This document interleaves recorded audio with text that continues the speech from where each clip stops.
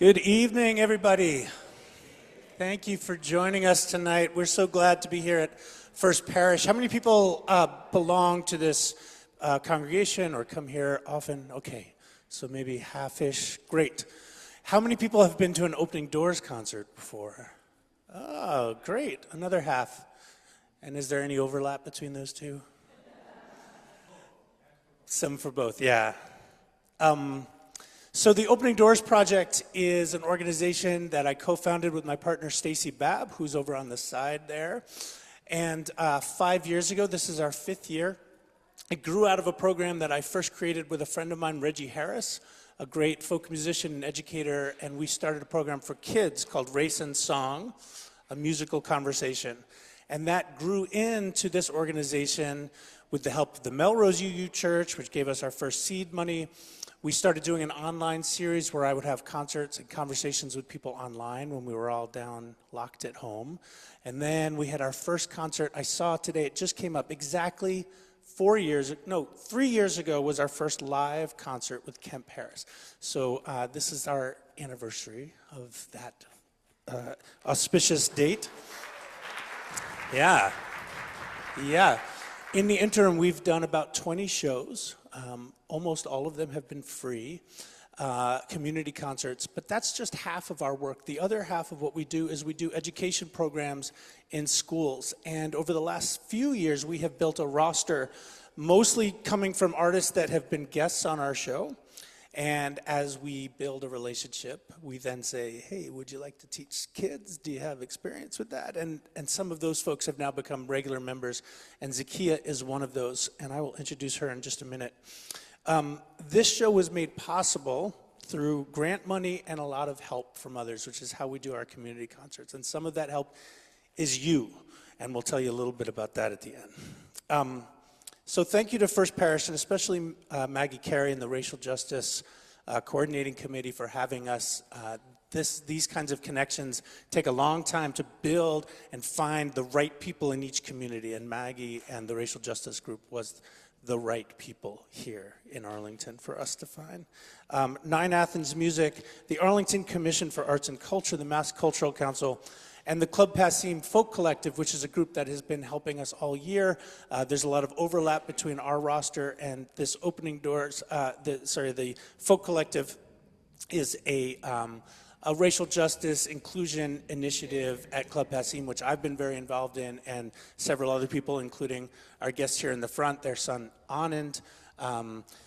So we are trying to make this music scene, more inclusive, more diverse, and more thoughtful. And that's where you all come in. We're glad you're here to have this conversation with us. My friend Zakiyyah is unique even among our artists of unique musicians. She does things with music that is different from the rest of us. Most of us have some instrument like this, something that we hold in our hands and play. She does different things, and you will find those out tonight. But when she's not performing, she has served as a racial equity consultant through Arts Connect International, a peer mentor for Music to Life, an artist partner with Boston Children's Chorus, and she currently teaches voice through Harvard's Holden Voice program. She is qualified, y'all. So, with no further ado, I'm going to introduce Zakiyyah. Her new album, I gotta tell you, African Import, has just come out, and there will be a show coming up. In fact, there's a couple of shows we'll tell you about, because when you see a little taste tonight, you're gonna wanna go see the full-on production, and that's coming up in the next several months. Zakiyyah, to you.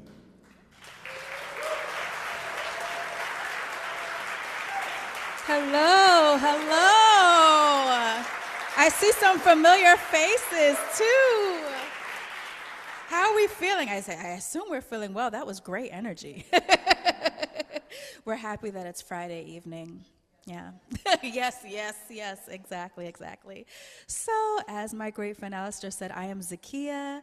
It is an honor to be here to share art and conversation with you all today. This first piece that I'm going to perform for you all represents a foundational aspect of my artistry. And I'm not even going to introduce it because I'm just curious of who might be familiar with this piece. So we'll see. Chi bil sogno di Dorota poté indovina come misti, come mai finì. Ai medio non studente in bocca al bacio, e fu quel bacio rivelazione, fu la passione.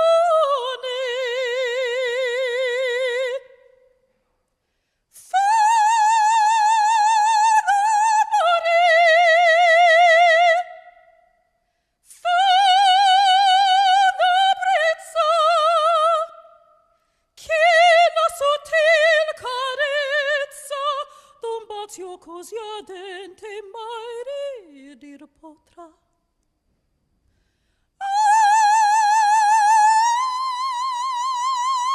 Sogno,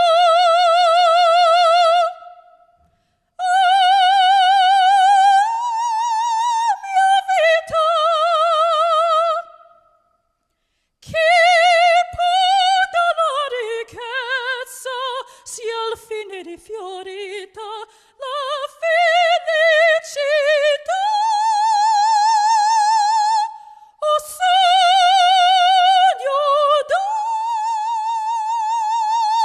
poter amar così.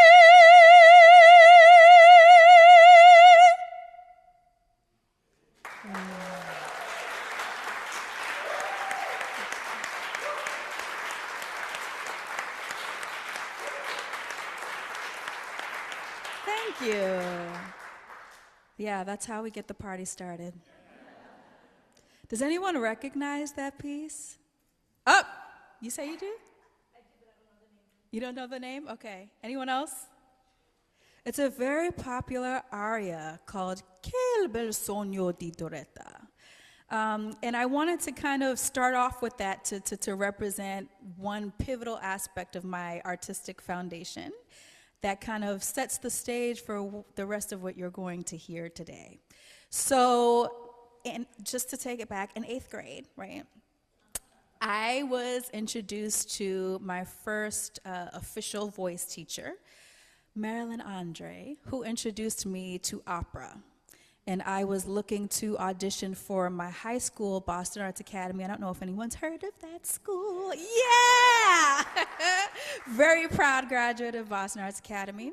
I was looking for a teacher to help me with my audition, and she was an opera singer. And she was walking around the sanctuary just, and I was like, you sing opera? She was like, yes, and you will too. I was like, At the time, I was very much interested in more contemporary styles, but over time, I developed a real appreciation for it. The challenge became, though, that I still didn't necessarily see myself reflected in the stories and didn't completely relate to them. And I had so many other music styles that I was really passionate about, and I didn't want to feel like I had to choose which world I was going to be a part of. So that's when I came up with something called hip-opera. And yes, and I decided to blend those worlds together. So I'm going to give you a little taste of that. Excuse me, I have to awkwardly walk over here to the phone to play the music. But I hope you enjoy it. But this requires audience participation. So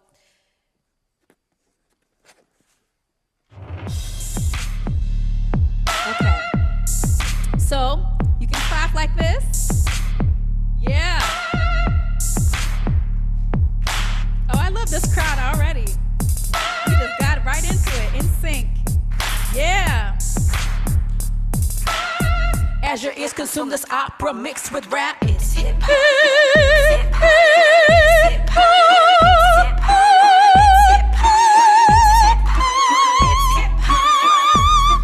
No, I'm not number one, cause I'm in my own category. The perfect blend of evident and allegory. The perfect supplement to this triumphant story. A black renaissance and it's a sense of glory. Academics like to call it double consciousness. I call it melanin-induced confidence. I call it representing every consonant and making sure those asleep are now cognizant. I really get rapper, but limits don't occur to me gradually. Graduated first, Rip Shop University. They're trying to figure out which box to put me in. I told them pick anyone and I'll make it bend. Whether in the ghetto or at the symphony, I carry my naps like wives carry Tiffany. They call it inappropriate, I call it history. Make it black as legit as Becky's sanctity. This for my people that twerk but still read. This for my posse that's bright but ha ha ha ha. This for my eyes too limited to see. The black is just as Michelle as Cardi B. The black is just as Lupita as it is me. That black never gets in with the keys. That before we can grow we must receive. All the forms we're blessed to conceive. Put your hands together, yeah.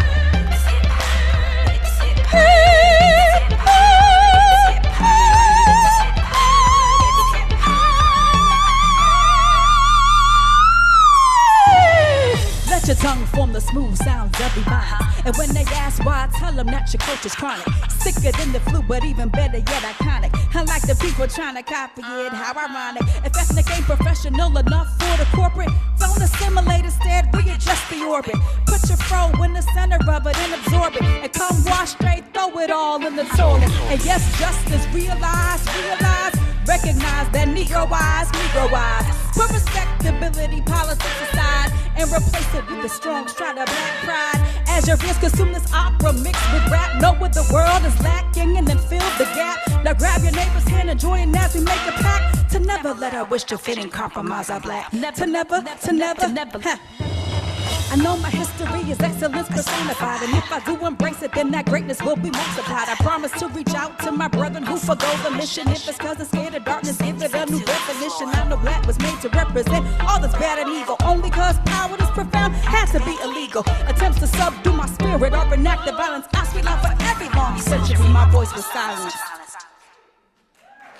When I say hip, you say opera. Hip, hip. When I say hip, you say opera. Hip, hip, yes. Hip, hip,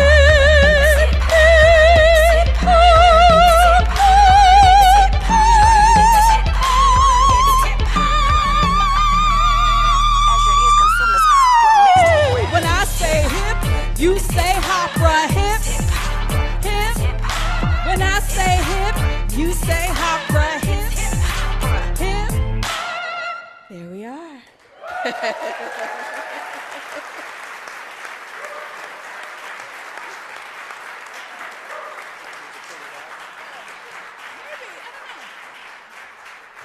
Should go off on its own, I think. I told you it was unique. What'd you guys think? Yeah. If we sit, I know it's going to be a little hard for some of you to see us. How do you feel about standing? Fine with that. Okay, we'll stand as long as we can till we fall. Can you talk about going to Boston Arts Academy, hearing this music that you did not grow up in, and then figuring out how do you find your place in this thing that seems so European and white? Yeah, it amazingly happened very organically. So initially, my relationship with opera was very superficial, and by that what I mean is, I'm a Leo. Me too. So yeah. And so when I first started at the school, because I had already been working with a teacher for maybe a year, people were calling me the opera singer, and because I'm black, that was very surprising, and it got me a little attention, and I was like, oh, there's something to this. So that's what I mean by Leo. So it started off very superficial, but over time I developed a real appreciation for the actual music, and it's hard to connect at first at such a young age when you don't even speak the languages that you're singing. Like most of these songs are in French and Italian and German, and then the stories oftentimes do come from 1800s and all these times where it's there's certain values I don't relate to. But I think what it took was being able to have fun and experiment in the sandbox a little bit. I used to initially remix my favorite songs on the radio operatically, which was just fun and even funny. And at the time, I didn't realize what I was doing, but that was my way of kind of having this meet me where I am. And over time, it grew into being a genuine part of my artistry and my way of claiming space for myself and feeling like I can embrace the full breadth of not only my artistry, but my authenticity. Yeah. So you have a program called Creative Revolution, which you were already doing, and we were lucky enough to have you join our roster.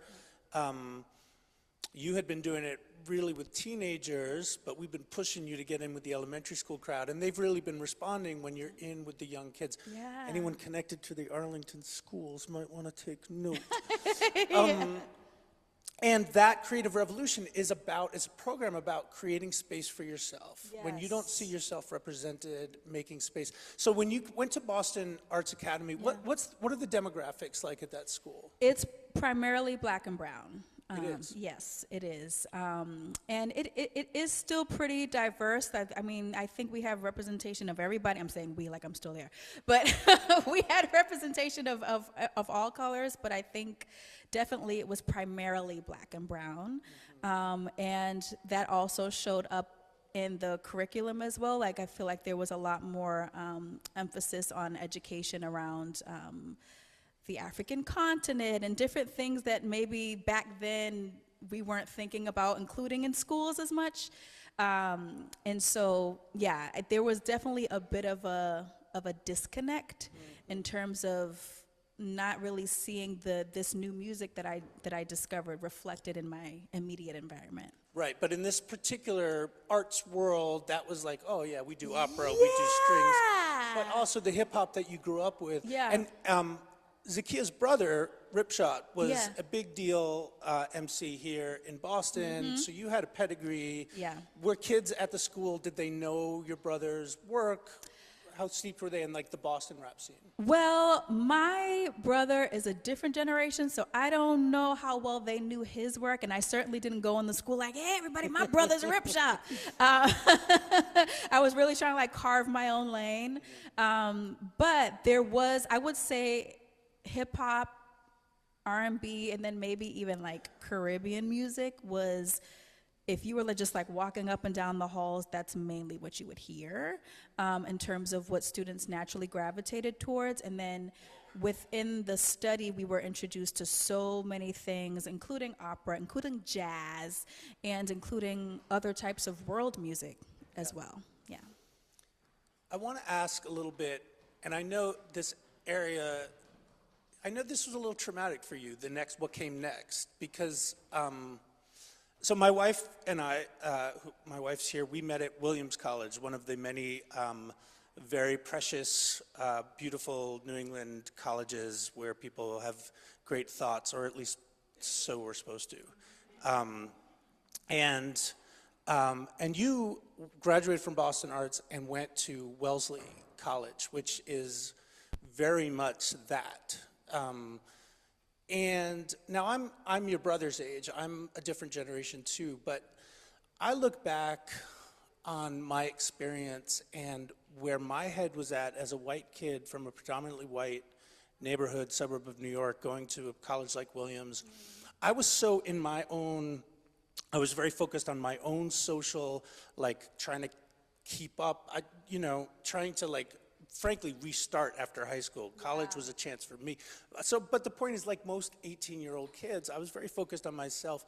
I had classes, I made connections with black students, but it was so new to me to really, and I wasn't able to put myself in the shoes of my classmates. When I go back now, which isn't often, and because of the work I do, there's a connection, there's a Williams gospel group. I'm a lot more connected to black students from my class now than I was at the time. And I'm so much more aware of what a pool they were jumping into, especially in the mid-90s. I think some things have changed. The demographics haven't changed much. The colleges are a lot more attentive to first generation, et cetera.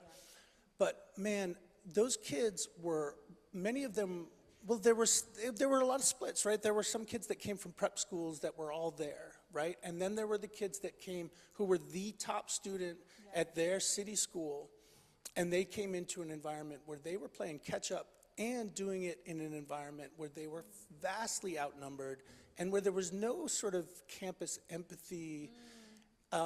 It's frankly amazing to me what they were able to do, the code switching involved, the navigating, the swimming in those waters.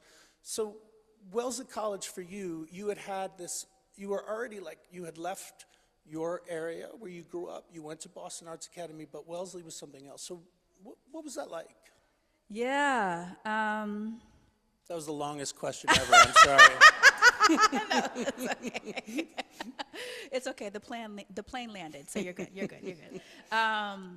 Yeah, it was tough. It was tough. That was probably one of the most challenging times of my life, to the point where like I was like, oh, I don't know if I ever want to go step foot back on the campus because it was just so traumatizing for me. And at the time that I was there wasn't a lot of interrogating the racism and classism that was permeating the culture.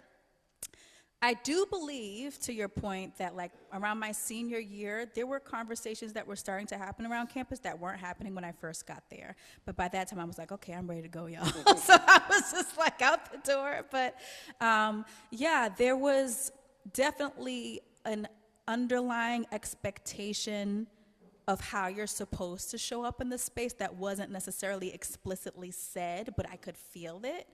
And it was my first time really, because I've always been someone who's passionate about racial justice, but it was such a different experience being in a predominantly black and brown place talking about white supremacy culture when we're like, obviously we can feel the remnants of it, but we're still in community with each other versus going into that world where these values reign and then trying to figure out how my blackness can fit into that when it wasn't meant to.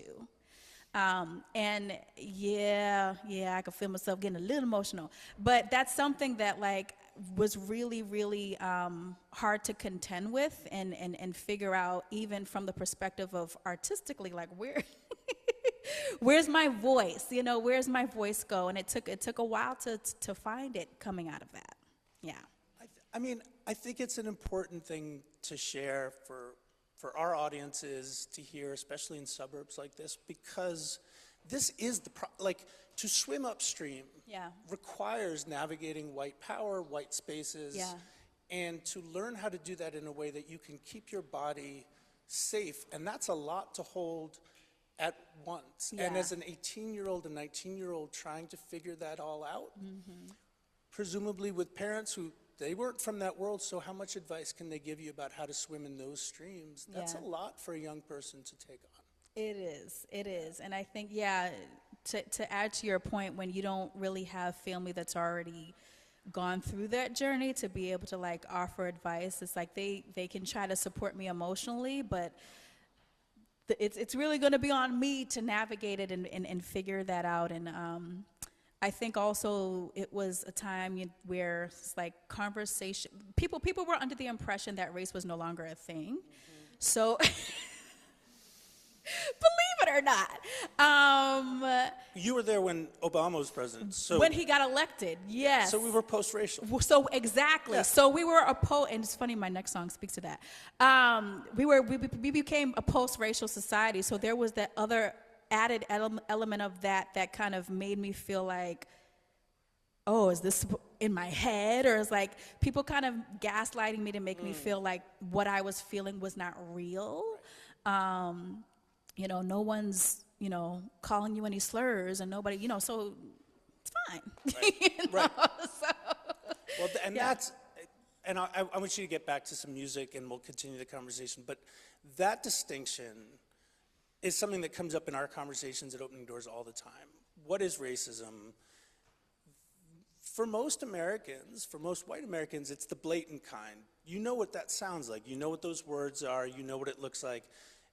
It is now the center of power in our country, right? Like we are racially gerrymandering today. The last predominantly black district in Tennessee, and I think in the South, was redistricted today.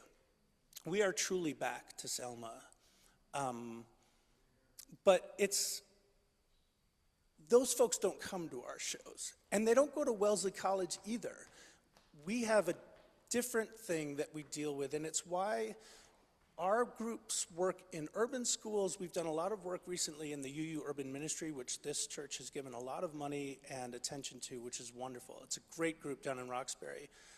And we do work in urban schools, and those are different conversations when we're in those spaces, right? Yeah. The racism of the wealthy white communities around Boston, including Wellesley, including the town I'm in, Melrose, it's a very polite racism. Yeah. Yeah. There are signs, Black Lives Matter, but not right around. Just, can you have your Black lives over there? Because we don't want low income over there. We don't want affordable housing. We don't want that, because affordable housing is, but there's always about something else. Yeah. But that's the racism of liberalism. Yeah, yeah. And I think that what comes up in conversations over and over is, in some ways, it's the most disappointing and frustrating racism, because it's something pretending to be something else. Yes. At least some people have the dignity to yell slurs. Yes. Yeah. And I think that's honestly what made Wellesley so difficult, is because everybody's so polite and politically correct. And it took me a while to understand the passive aggressive nature that some people navigated with. And because people were so politically correct, quote unquote, it was easy to gaslight me and say that, oh, this is in your head, because here, this is what we stand for. It doesn't matter that the actions are not quite matching. And I remember my senior year going to one of my advisors, and her kind of confirming something that was in my head all along, and it kind of crushed me. And she essentially said, I was talking to another professor the other day, and, we really didn't think you'd make it. We didn't think that you'd, we didn't think you'd get this far. But, I just told her you needed some time to, figure it out. Look at you now. And in my head, all I could hear is like, oh, so you really didn't believe in me. I was right this whole time. You confirmed. You confirmed that you didn't believe me this whole time. And, and I went home and I cried. Because I was just so upsetting, you go to school and you know that there might be some social challenges as far as like your peers and things like that. And I was like, okay, this is a new environment. But the people that are teaching you, that's different. Ooh. That feels different. Yeah. White supremacy conditions all of us, including white people. Yeah. We are taught the roles that we play, and so often the thought process is not connected to the conditioning. We can think one thing, we can think all the right things, but we haven't been trained, and especially in white culture, we don't talk about race. And yet we learn about race all the time. Yeah. We learn from our environment. My folks who are here spent their lives doing Peace Corps work in Africa. I thought I knew something about Black culture because Africa was so central to my family, and it's central to your family too, and you're going to talk about that some. Thank you. But that's not Black American culture. That's not this country's history. Yeah. And we have a very specific history of white supremacy that conditions all of us. When Reggie and I'm only talking now because I want you to sing, for you to take a minute. Yes. But when Reggie and I started this program, I had been teaching civil rights history and things to kids for many years, and wondering how qualified am I to do this. Social justice is my background, it's the music that I play, but getting into the civil rights, I had a lot of learning to do. Yeah. But when I would teach that material to kids, I would see them respond in particular ways. I talked to Reggie, and I would say, it took me a long time to learn, why do the Black kids shrink in the predominantly white spaces when I get to civil rights? Well, it took me a while to learn, because everyone's turning and looking at them. Reggie, my partner in the Race and Song program, who's Black, who's been doing this for 50 years, said, Alistair, when I walk in the door, the black kids hide under their desk the moment I come in the door because they go, oh boy, black guy with a guitar, here we go, right? What we sort of learned together is that when we come in the door together, something short circuits a little bit in different demographics because this does not happen much in America. And I think kids instinctively understand even more than adults that like this is just something that doesn't happen, but it's so important for the reasons that you just said. When you say gaslighting, this is the thing. White folks can hear black people say, this happened to me, this happened to me, this is happening. And they can walk away going, well, maybe she just had it happen to her.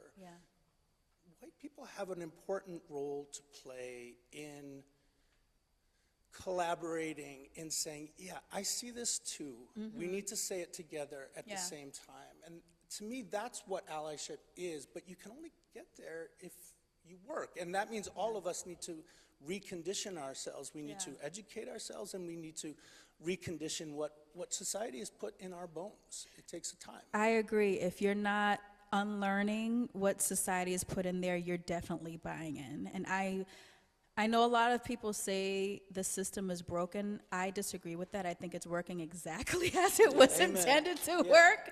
And I think it needs to be broken. And I think that's why anytime I would have conversations with people within the DEI space or host racial equity conversations, I do think it's important to understand that we are incentivized to behave this way, and that it's not an individual situation where it's like, oh, I am as an individual am a bad person for carrying X, Y, and Z. It's your responsibility to just relinquish yourself of that and allow yourself to be free to connect with people. Because I think the other aspect of that people don't talk about is that racism hurts white people too. Because you can't really develop real community with people as long as your connection is based off of a performance, right? So. Yes. Will you sing a little for us, or do whatever comes next? Yeah. I don't know what the right verb is with you. Yes, I know. It could be anything. Yes. Yeah. Let's see.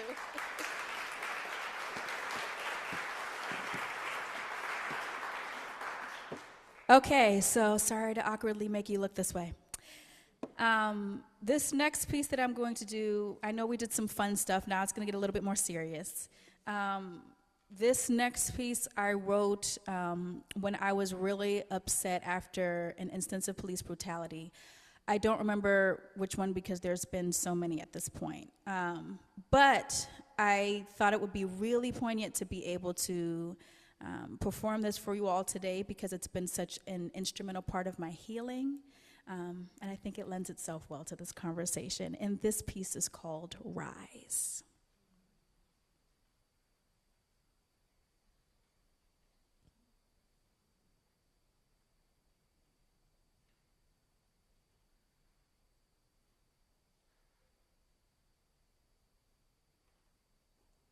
Be back after these commercial break. It's coming. Okay. In pursuit of suspect west on High Road. There he is right there. Cut him off. Hey, you, get over here. Get over here. All units respond. Where you think you're going? I swear I'm just minding my business, man. Proceed with caution.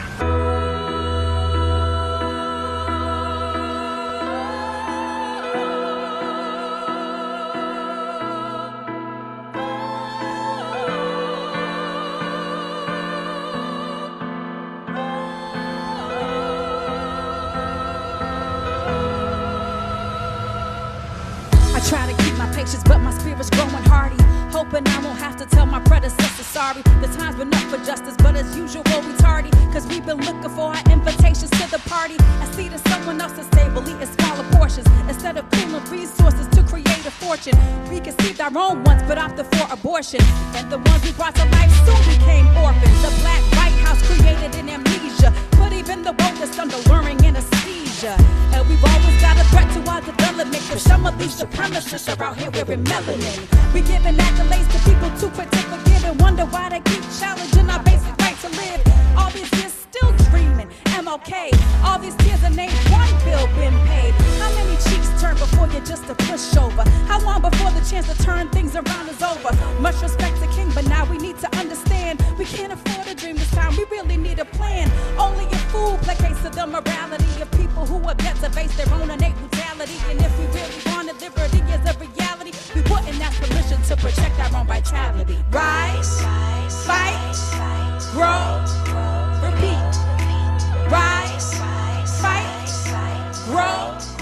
repeat. Rise, fight, grow, repeat. Rise, fight, grow. Whew, y'all are amazing. Take a minute. I'm sorry.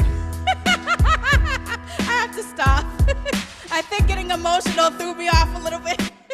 This is why you don't cry during your shows. Well, this is a part of the process. I'm very glad we did that. But on another hand, we didn't even practice that part, and you all just like, let's go back from that.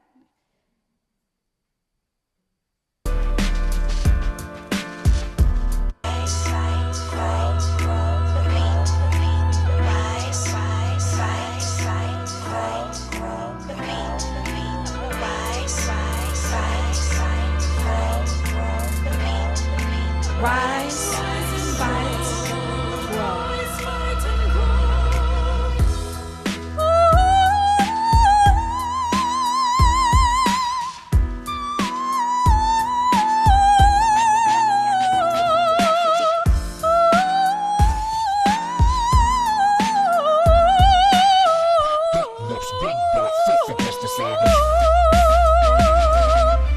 We could have taken up arms, but didn't take a look. Cause while it all was happening, we were in the book, praying to a God who saw the chains and turned away. Much like the people he's protected up until this day. Could have had our own Wakanda and built a nation, but we chose integration, begging for representation. We like equality, but prefer to be the token. Narcissism is rewarded by the cultures of the broken. A smile on a black face is revolutionary, but a smile that remains conscious is luminary. So be angry, but never let them steal your joy. Be peaceful, but prepared to deploy. Don't mistake the words that I'm saying in the song. We can still win, but can't repeat what we did wrong. It's not a sorry regret, it's a call to action. To put excuses down and finally make our visions happen. Rise, fight, grow, repeat. Rise, fight, grow, repeat. Rise, fight, grow, repeat. Rise, fight, grow. Yes! But wonder why they keep challenging our basic right to live. But some of these supremacists are out here wearing melanin.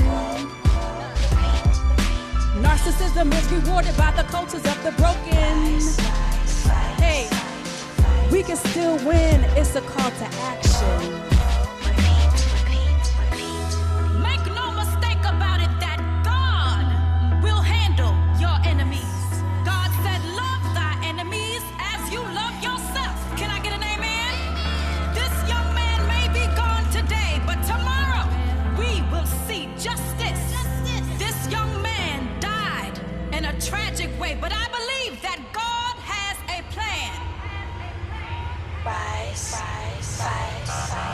I just want justice for my On the son. ground now. Come on, man, let me go. Get on the ground. He never bothered nobody. Hold him down. He was a good kid. He's resisting. Come on, that hurt. But I have to forgive them for what they done. Hold him down. Can't breathe. Because they gonna have to live with that for the rest of their life. I can't breathe. Suspect down. Request EMT immediately. So that's Rise. Yeah. Yeah.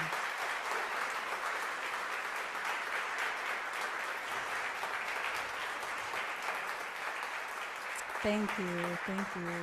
So as you can see, that wrestles with some hard themes related to the fear of Black people, fear of Black bodies, and what the consequences of that are. I want to now introduce something that's from the album that just came out, February 6th, called African Import. Thank you. Yes, you can clap. Because I feel like it's a good parallel to this in the sense that, when you're a Black opera singer, learning to sing Negro spirituals is kind of like a rite of passage. And those spirituals are, for those that don't know, this is Racing Song. They are songs that were used during slavery to not only uplift enslaved people through hard times, but also to communicate the road to freedom in many cases as well.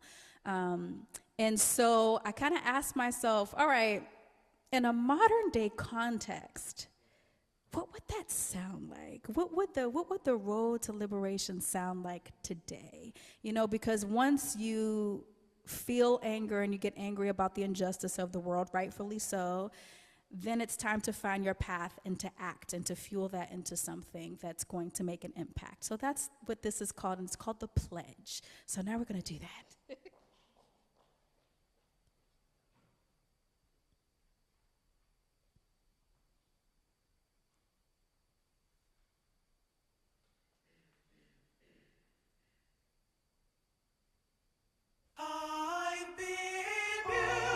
I've been duped and I've been scorned, done with it all. Shores you bore. I've been viewed,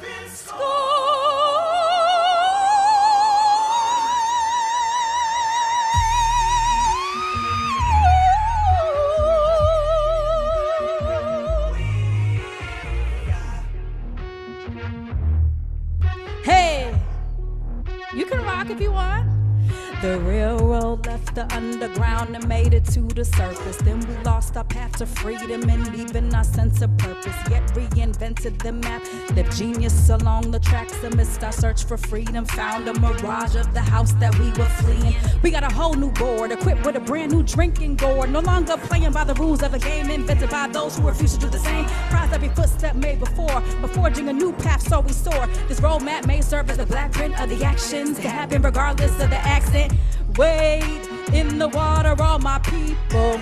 They say the road ahead ain't built for the feeble. It's gritty, it's bad, it's endless, it's lethal. I'm gifted, I'm mad, up endless. Hey, hey.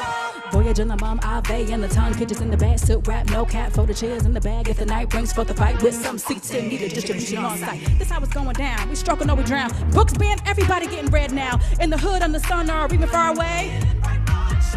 Letting everybody up in the gate, then wonder why ain't nothing left in your plate. Gotta make the sign so the most misspaced gets to take the place. Then watch the whole world change Jeff game. Go pen your story, go from your glory. This a new age, put yourself your own Ori. But when temptation comes and you've won, don't be Dory. Do you want the shiny toy? The power I employ, do you wanna finally play with the big boy? Sorry, but a shiny new toy don't impact me. Not even the modern day beat can trap me. Gates closed on my foes, sick flows on my pros. No lows can control the heights I'm willing to go. Cause my community's set and I'm a unity vet. Fed, blessed the head with the strength of the pledge. Hey. Y'all don't have to be scared to move, I promise. Hey, hey, cause I'm living.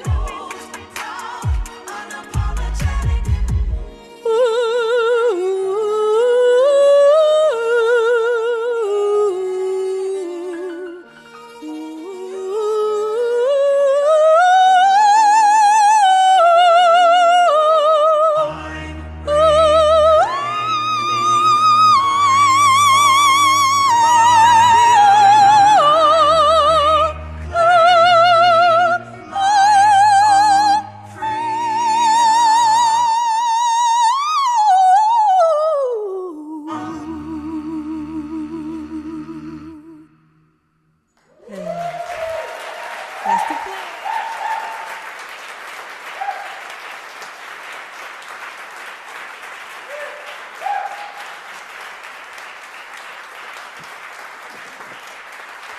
Yeah. That's the first time I heard that one. Hot. Yeah. It's called African Import, the new album. Can you talk about your connection to Africa and why you named this album that? Yeah, so, I mean, I'm from there from a long time ago, but that's one connection.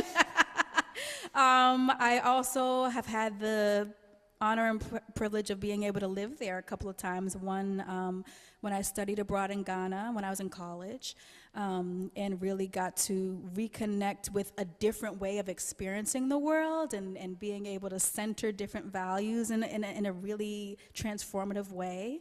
And the second time was a few years later in South Africa, when I got to I traveled the world actually for a year with a group of people, and we went to Czech Republic, Thailand, South Africa, and Colombia.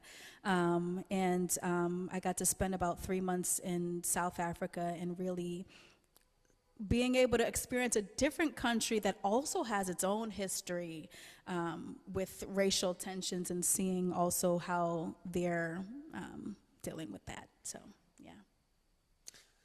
Was there a connection through your father as well? Oh, yeah. See, thank you. This is why you do what you do. Yes. So my father was a revolutionary in his younger years, and really, really pro-Black, and instilled a lot of that in me. And so when I got to be of a certain age, I was really hungry to learn more about the continent that inspired so much of me without me even like realizing it. And so that's a large reason of why I even chose to go to Ghana in the first place. Because a lot of my friends, realistically, when people get a choice to study abroad, so many people ask me, so why Ghana? And nobody ever asks you, why France? Or why, you know? And so I'm just like, do I need a specific reason?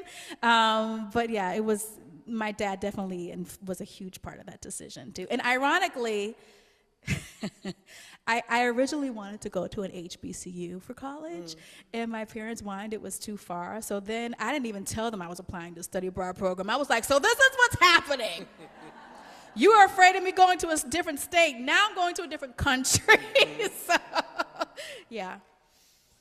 We have that in common. I went to Zimbabwe my junior year in college, and it was life-changing in so many ways. But it was the first time in my life that I was a minority in a space for 3.5 months.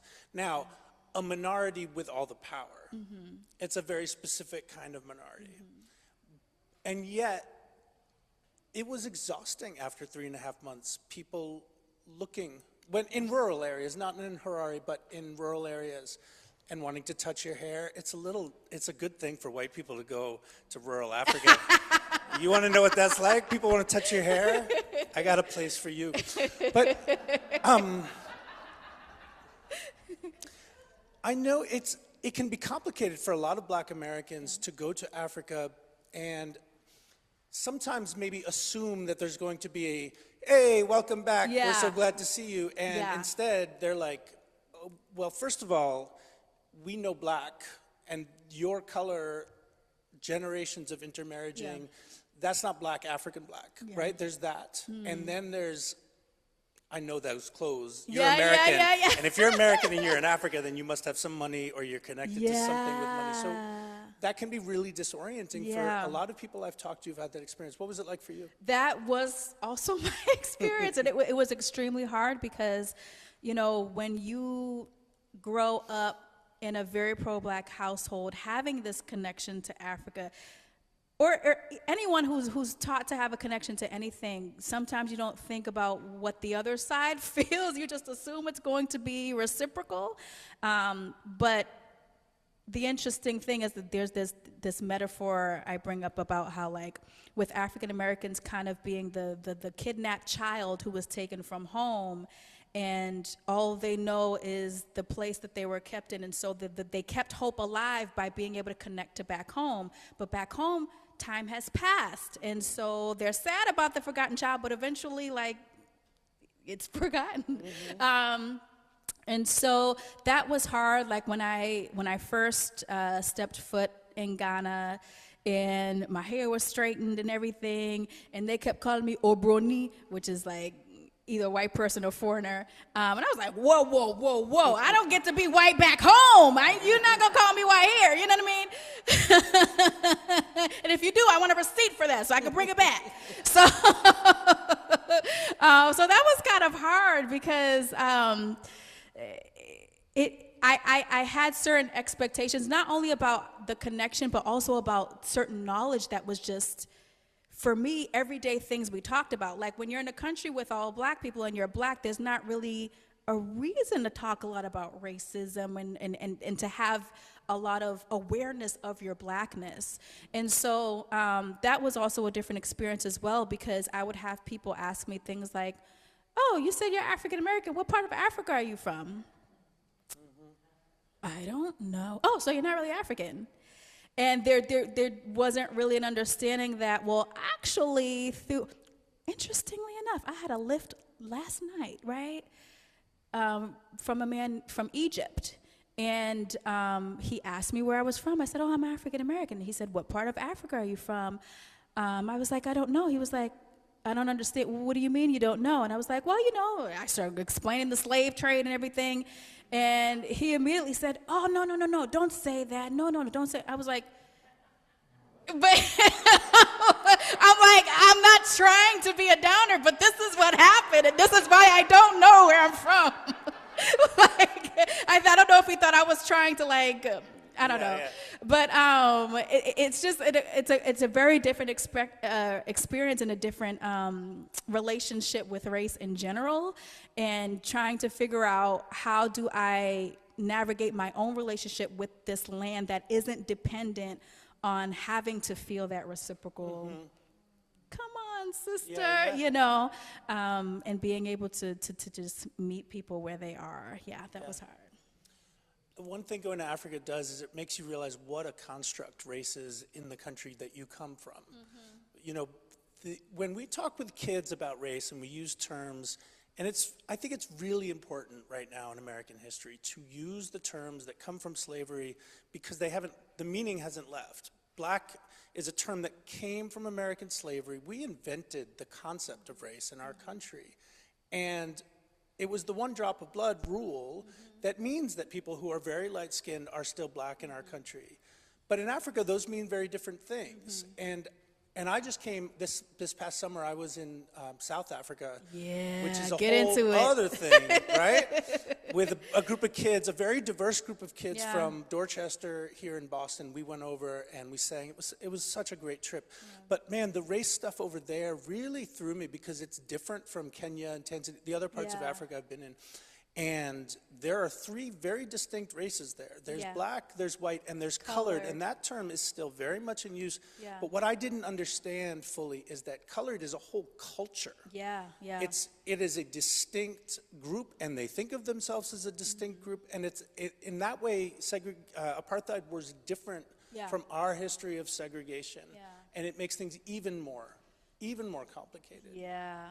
I agree that threw me for a loop a little bit because when I was in South Africa, I actually held a Black Lives Matter event, and I knew that it could potentially get a little tense, but I ignorantly, as an American, thought that the tension would be white and black. But then a colored person stood up, and I was like, oh, okay, this is gonna be interesting. And they were basically like, hey, the colored people are here, and basically saying, it's time for us to move on. Y'all are talking about like black this, black that. It's time to. And I was like, okay, this is new for me. Like this is a new thing to navigate. But the interesting thing, though, and this is why I think it's important to have an intersectional approach to identity, because I was traveling with other Black Americans, and we were also in that space together. And because they're so, well, I don't want to say because she might have had her own thought process, but the colored woman that stood up and spoke, by the end of the event, she was calling herself Black. I thought that was really interesting. And I don't know if it was because how the Americans in the space were talking about race and things like that, but I'm always just really cognizant of those kind of power dynamics. And the other thing that I noticed is that navigating South Africa, without opening my mouth is one thing. But I remember being at a restaurant with my friend, and we're like waiting to get a table. We were like waiting a really long time, and we're like, hey, what's going on? And you could see the waiter see our accent. It was like, oh, I gotta actually take care of you. And I was just like, oh, that's interesting. Once you realize that I was American, you kind of changed your tune a little bit. You turned white. I turned white when I became American. I was like, that is fascinating. And so I do agree. I think it's important to understand how race is constructed in these different environments. One more thing is that I'll say, I remember being, because I did a side trip to Johannesburg, because I was mainly staying in Cape Town. And when I would tell local people there that I was going to Joburg on a trip, the local black people were always like, oh, you're gonna love it, it's amazing, da, da, da, da. And the local white people were like, why would you do that? It's awful, it's not like it used to be. And I'm like it used to be? Mm-hmm. That's scary. And when I went, I stayed in an Airbnb that was owned by a colored woman, and I remember when she picked me and my friend up from the airport, I remember being in the car with her and feeling like I was in the car with a white person. And I don't know how to verbalize that other than to say, like, there was just certain things that I would not talk about or say, because I felt distance. I felt, you know what I mean? Like, I felt like she might have embraced this attitudes that here we would consider like white supremacy culture, in a way that I'm like, I don't know if I can connect with this person because I don't even know if she sees me as me. So that's very fascinating. Yeah, going to Africa is like stepping outside the matrix. It makes you realize how conditioned we are, and the things we take for granted and we feel in our bones and that we know without saying. Here, the ways we navigate race and other things are so, you go into a different context and you go, oh, wow, is my country got stuff? And is it prescribed? And how we learn this. Yeah. And I want to just catch myself, because I said a few minutes ago, I said generations of intermarriage, and we tell truths in this, it's generations of rape. Yeah, yeah. And, you know, my buddy Reggie, one of the most powerful things we do in programs is he will talk with kids about his white family, which he discovered because his cousin got very involved in genealogy and she found another group. Anyway, there's a plantation that he's been back to that his family was enslaved on, and his great-great-great-great-grandfather was a Confederate general. Wow. There's a statue to him in Virginia. And what I found amazing about this story is that it's so amazing, and yet there's nothing amazing about it at all. The only amazing part is that those dots were connected in Reggie's family. Yeah. And yet the relationship he's built with his white family, an intentional choice to make family late in life, is powerful. Yeah. And it's a powerful thing for kids to hear. Yeah. I want to, before maybe you can do one more song for us, but you said in Rise, you said, don't let them take your joy. Yeah. We've been talking about a lot of hard things. Can you Yeah. talk about how are you keeping your joy? How do you maintain it? And why is it so important? Yeah, I think, well, two things, and I'm glad you brought that point, because this is one thing I wanted to say, is that, like, even though Rise expresses a lot of anger to me, that's part of the root to joy. Because one thing that I talk about is the fact that when we look at the legacy of racism in this country, there's never really been a time where Black people were allowed to be angry. It was kind of just like, well, you don't have it as bad as that time. And then when time moves on, well, you don't have as bad as this time. Well, you don't have, you know. And so there was never really a time to process that. And I think, you know, my mother watches Ian Levanzant. I don't know who watches Ian Levanzant, but she's like a therapist for families. And I remember walking in one time, and she's helping this mother who's estranged from her daughter, and the daughter's really angry, and the mother's like, I don't want to hear that, da, da, da. And Ayana's like, no, this is what we're here for. You have to be able to let her express those feelings if you want to heal and move forward. We've never done that. We've kind of like meddled over it. And I think for me, what's empowering as an artist is when I make music that allows me to express my real feelings. Like when I was writing Rise, there was nobody there. It was just me and my pen. So I was saying literally whatever was on my heart. And then I go to predominantly white audiences and I perform this music saying, hey, I'm angry with you right now. And then after, they're coming up to me like, oh my gosh, that was so wonderful. And I'm like, oh. And I can't speak for other people, but for me, like, there's something healing about that. And I think that's one reason why art is so powerful, because I would never be able to do that in a regular workspace. I would never, like, I've experienced many a workspace that was toxic, and I was never able to say, like, you know what, you're really pissing me off right now. So I think, ironically enough, being able to make space for my anger has allowed me to maintain my joy, because it gave me a place to put it. Zakiyyah. Yeah. You know, I've been asking it a lot lately in our concerts, where do you find joy? Because I think it's, you know, this is a moment when we're all looking for it. I mean, the one thing that's different about this moment than any other moment in my life is that I think a lot of white folks in America are feeling the kind of lack of power, this sort of, I can't believe this is happening in my neighborhood, this is happening in my workplace. It's in our spaces in a way that it hasn't been in my lifetime. Yeah.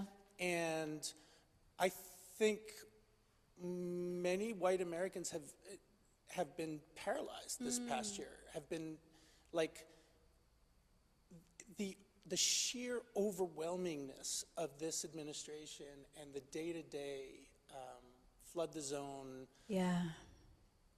And I think for a lot of us, it's learning that we do need to find joy. You need to take care of yourself. I've been doing this long enough and been in community with my black and brown peers in music long enough that when Trump was reelected, I sort of looked like, what are my good friends doing? Yeah. Because especially those who are in their 60s, 70s, they've spent a lifetime learning how to navigate horror and still finding joy. But I'll be honest, it's been really, really hard this past year. It took me a year, I would say, to sort of shake myself out of a stupor. So that concept, but the idea that joy can come from letting your anger out that's really powerful. Would you do one more? I'm gonna do a little housekeeping just before you do, and then we're gonna have a brief Q&A with you all afterwards. Let me say now, so we have been working on our Q&A strategies. It's really important when we ask questions, especially when folks who are on stage look different than most of the folks in the audience, to make sure that there is a question. Which is really important to say. Questions have question marks at the end of them. And it doesn't count if you have a 3-minute sentence and then you have a question at the very end. So what's your favorite color? That doesn't count. The whole thing has to be an intentional question, and it should be specific. Nobody can speak for whole groups of people. So you have lived an incredible life. There's so much to ask you about, and I'm sure these folks would love to ask you. I also want to just give a shout out. So you have a performance coming up on June 7th in Arlington Church, the downtown Arlington Church. Yeah, Boylston, Yeah. But then your full big super duper production for the new album is going to be November 14th at Boston Arts Academy. Boston Arts Academy Back and where it the all new started. theater. And in case you all think maybe you're the first people to hear about Zakiyyah, I just want to make you all know, I just saw this in the back. So on the cover of the Boston Celebrity Series of Boston magazine for this past year is our beautiful friend, Zakiyyah. Now Vivo. My hair doesn't do that. Yes. To be fair, it only You got lasted a style. few seconds, and then they had to, take the picture in the movement. And we would also love you to pick up some of our brochures in the back to learn about some of our schoolwork and stuff. And there's Zakiyyah on the inside too. And there's me and Reggie, and you can learn about the work that we do in schools and our concerts. Would you sing one? Do one, and then we'll talk a little bit, and then we'll go out with a song at the end. Yeah. Sure. Okay, so this next one that I'm going to do for you is the title track of my album, African Import. And to give a little context, the title of the album has a double meaning. On one hand, it speaks to the legacy of slavery and black people being treated as imports, literally, but also it speaks to import as an importance and significance in acknowledging the profound influence of black culture around the world. And so this piece, actually, you know what? I think we might have to practice a little bit for this back and forth. I mean, you all are experts, but, you know, let me pull it up and then before I press play. Okay, so in the chorus, I'm going to say an African import. You're going to say an African import after every phrase that I say. Okay, so for example, money made from an African import. The whole world feels an African import. Rights fought by an African import. So can we practice that before we do this? Okay, so money made from the whole world feels rights fought by. You can't deny any. Woo! Professional. Okay, we're ready. Let's get into it.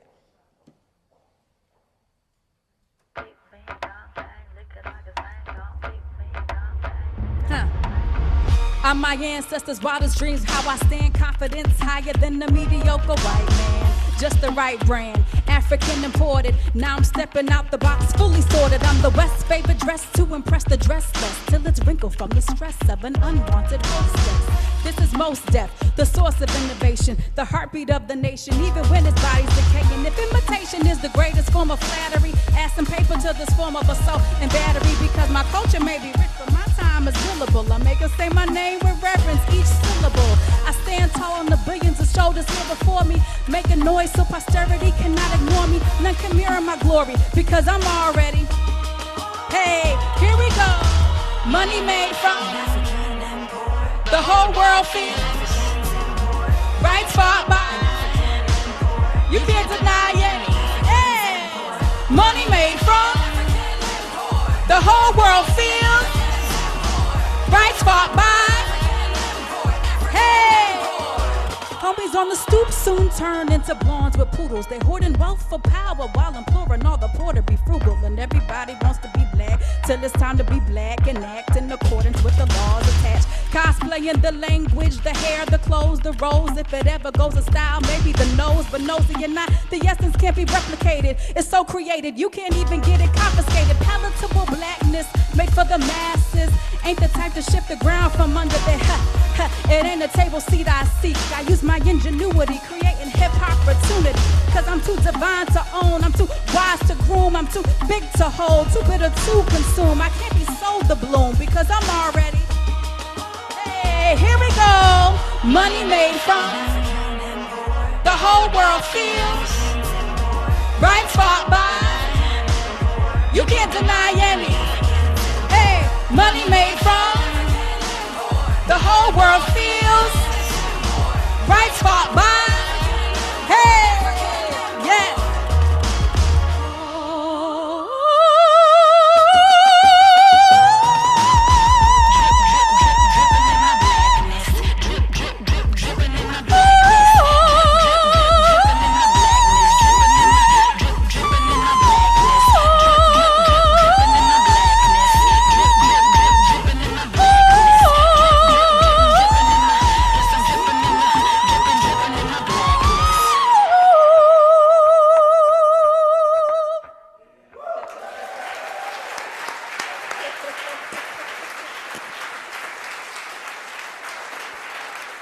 Zakiyyah, everybody, Zakiyyah. Yeah. Yes.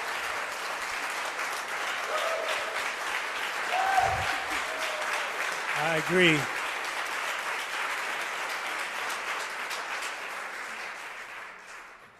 Before we pass out these mics to do a little Q&A, I'm going to bring up a friend of ours who's been working with us this year. Our model for opening doors is that we write a lot of grants so that we can do free programming. It's slow work, it's hard work. When we do schools in suburban areas, we charge schools, we charge PTOs. When we go to urban areas, everything is always free. But in order to do that, we need help.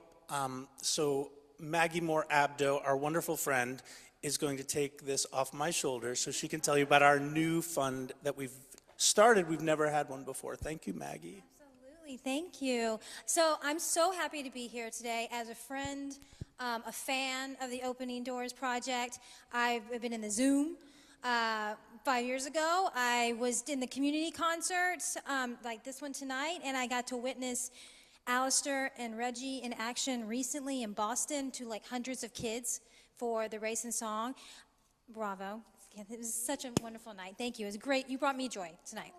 So I'm here because I want them to do the work that they need to do to get artists like this into classrooms, regardless of financial barriers. We have a lot of schools who can't afford it, and as we've talked about it, it's more important than ever that we do this, that these conversations are happening, that we see artists represented on stage, that those kids see representation, they see professional work happening in arts and culture, they have these conversations. And in order to do that and make it free, then we're gonna ask for money, okay? That's what's gonna happen tonight, y'all. So please consider on the way out, this beautiful QR code and this gorgeous website where you can easily give a little bit of money and remove those barriers for those kids all over Greater Boston. We take cash checks too, no problem. But please consider a gift on your way out. Don't forget after the great Q&A I'm sure is about to happen. And if you have any questions, you can ask me. I'm happy to do that, but also Alistair and Stacy. And thank you for your generosity. Yes, sir.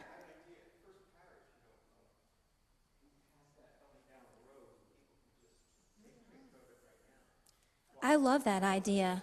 I will pass that QR out. Thank you so much. Yes, I'm going to pass that QR out. All right? Thank you, Maggie. Thank you, everybody. I will say that after 5 years of doing this, we've never asked for money from so I'm sorry, you're the first stop, but we're practicing tonight because this work's really important right now. And the representation is really important. Getting in front of our roster, I'm the white guy. I'm the minority in our roster, and we're going to work on that too. But we don't just talk about race. We have programs you do programs that teach writing, American history. So we're bringing a whole range of programs in. But what's different is kids in both black and brown neighborhoods and white neighborhoods do not see black and brown enrichment on stage in front of them.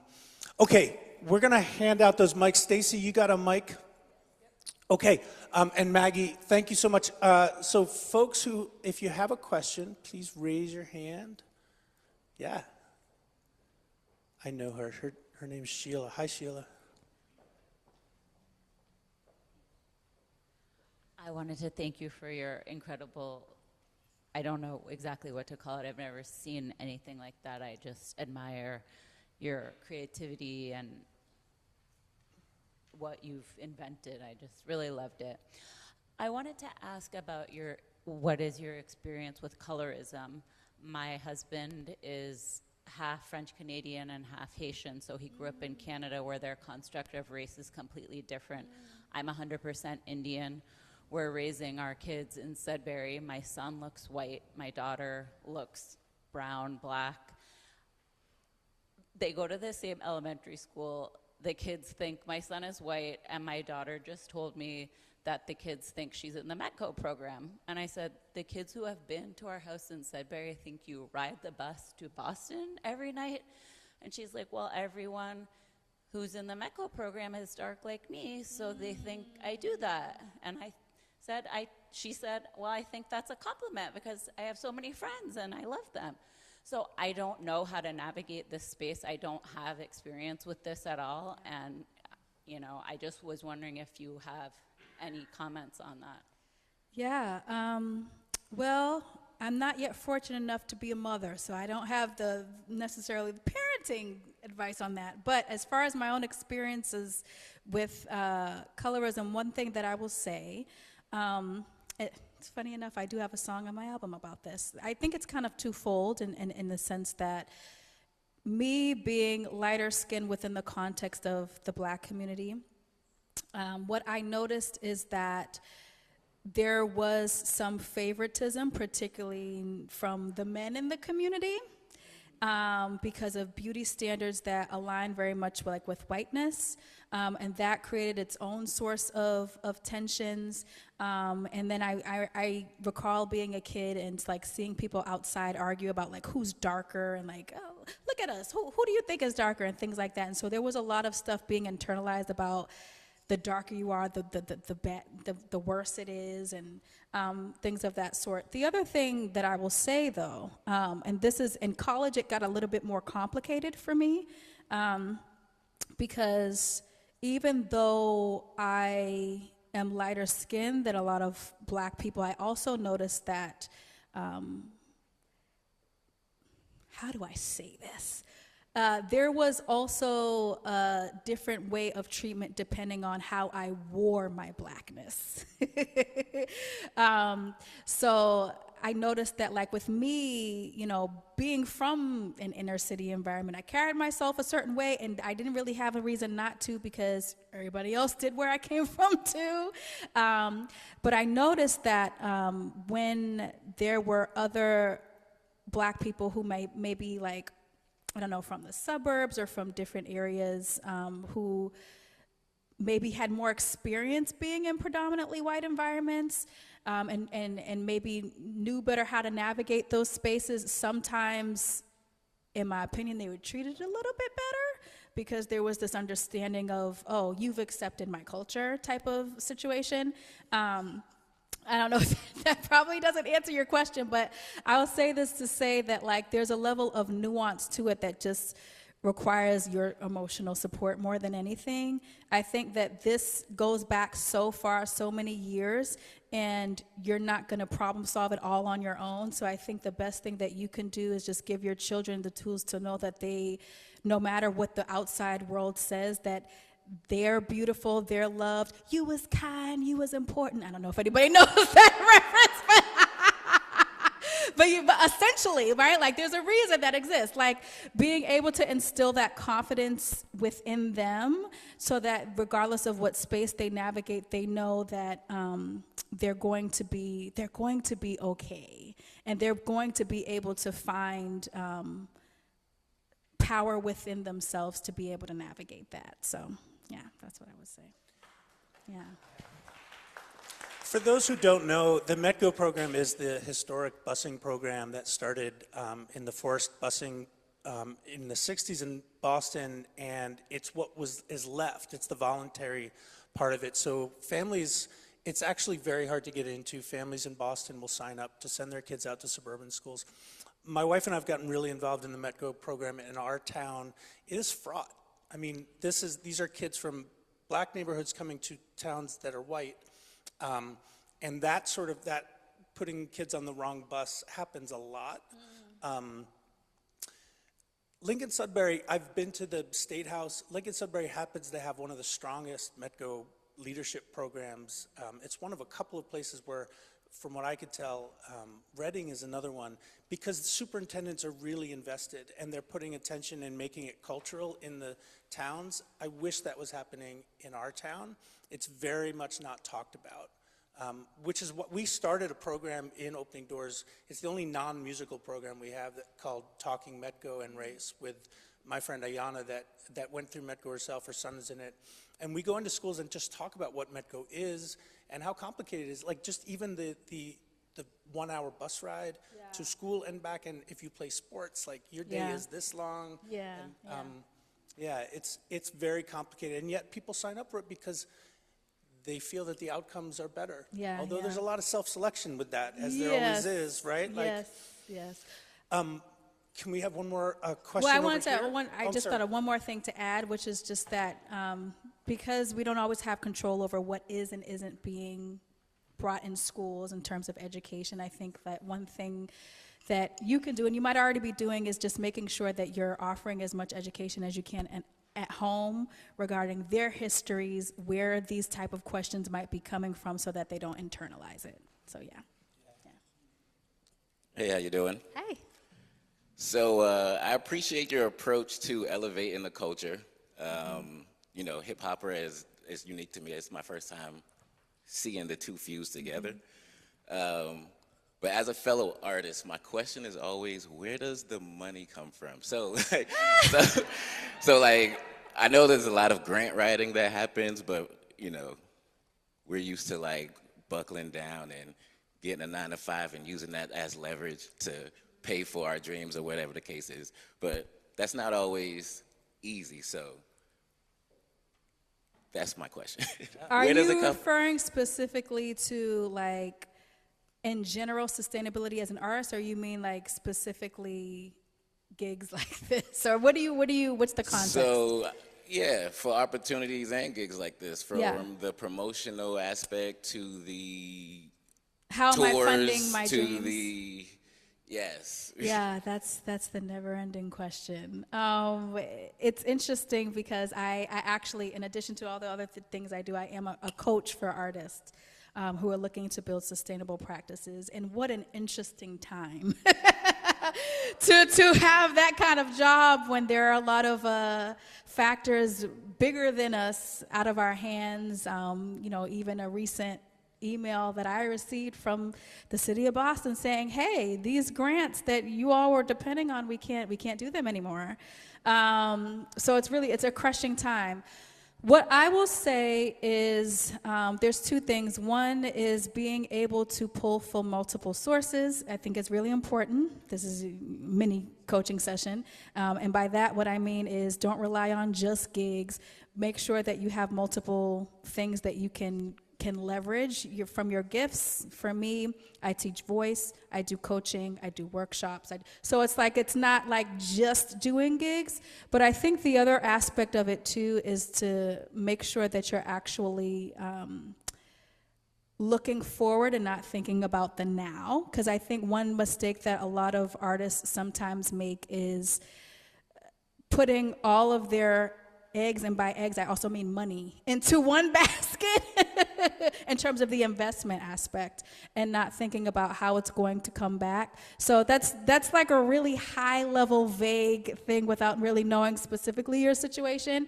And then the third thing I would say, and this is the third thing, is really about honestly building relationships. I can't stress that enough because as we're having this conversation about privilege, one thing that comes to my mind is that there is a reason why it's the people who already have money that get more. Because they know people with the money. That's the other aspect of privilege, right? It's like when you're around that. And so I think, I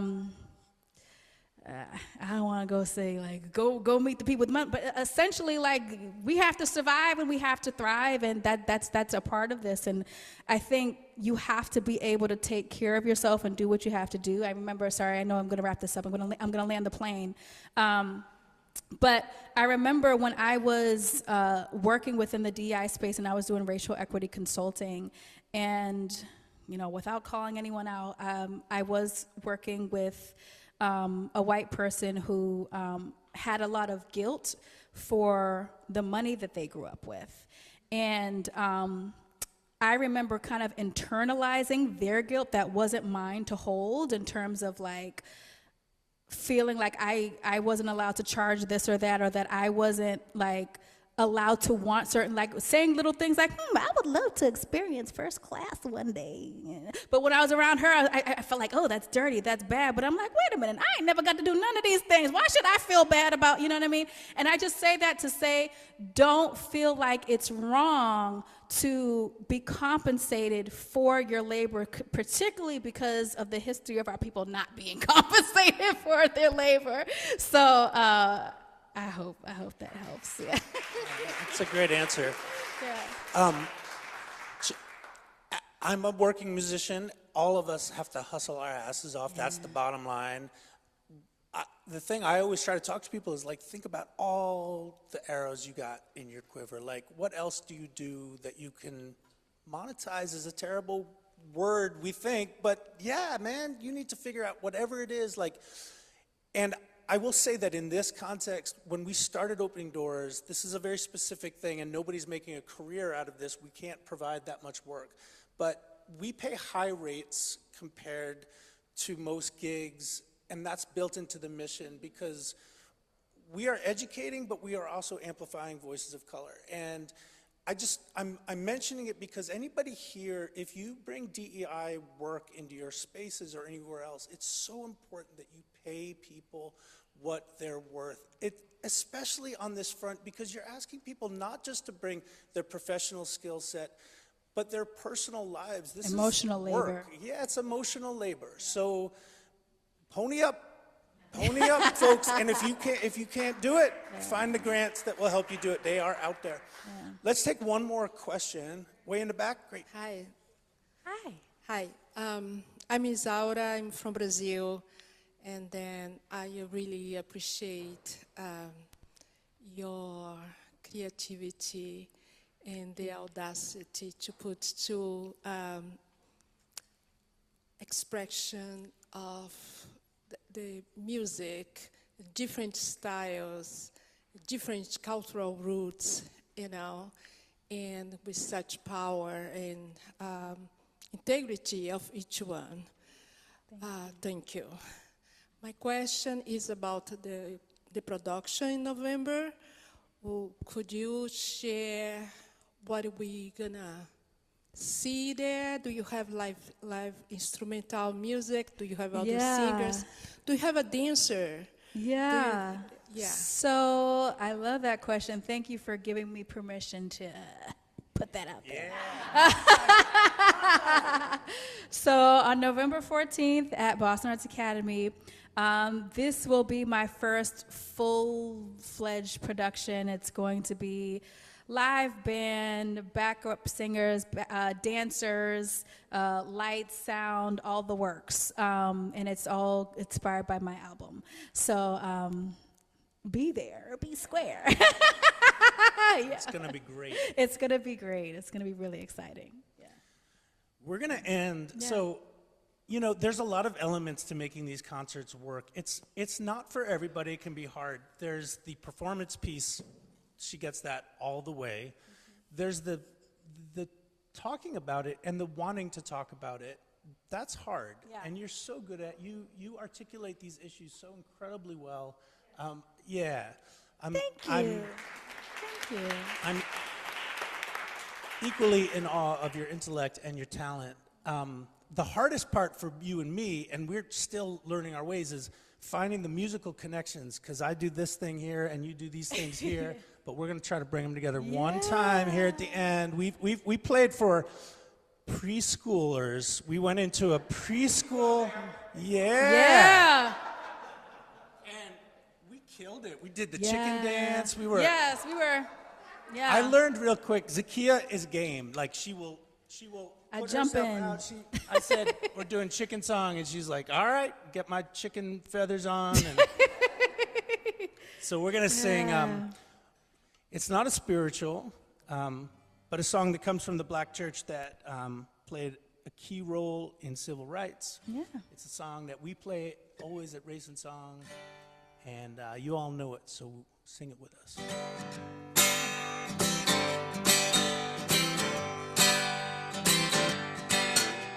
This little light of mine, I'm gonna let it shine. This little light of mine, I'm gonna let it shine. This little light of mine, I'm gonna let it shine. Let it shine, let it shine, let it shine. Yeah, everywhere I go, everywhere I go, I'm gonna let it shine. Everywhere I go, I'm gonna let it shine. Everywhere I go, I'm gonna let it shine. Let it shine, let it shine, let it shine. Where the light that shines, it's the light of love. It lights up the darkness from above. It shines on me, it shines on you. It shows what the power of love can do. I'm gonna shine my light far and near. Shine my light so bright and clear. Where there's a dark corner in this land, Zakiyyah's gonna let a little light shine. Hey. This little light of mine, I'm gonna let it shine. Yes, and this little light of mine, I'm gonna let it shine. This little light of mine, I'm gonna let it shine. Let it shine, Let it shine. Let it shine. Let it shine. Let it shine. Let it shine. Let it shine.